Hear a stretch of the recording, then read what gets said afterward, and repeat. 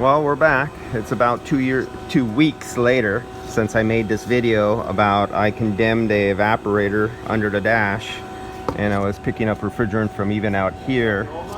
So this is the old one right here. You can see the oil stain, and there's definitely no cabin filter on it, as you can see the dust build up there. Cabin filter.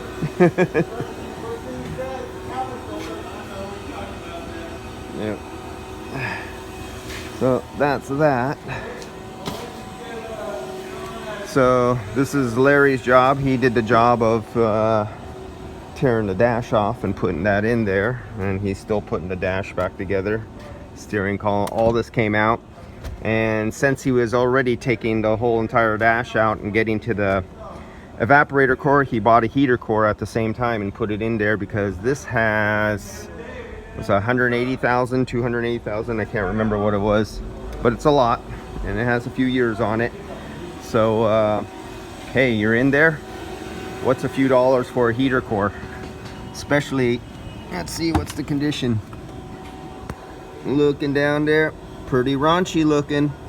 When you have a ugly looking coolant like that, and you already have your hands on the heater core, and you spent many hours taking apart a dash, change the heater core, whether it needs it or not.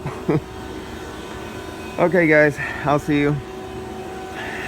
It's Saturday, and I'm over at a commercial putting the 3 little 1-ton heads right now. Grabbed my son 7 o'clock this morning. We went over there. He helped me do some of the copper and piping so I get me ready for brazing.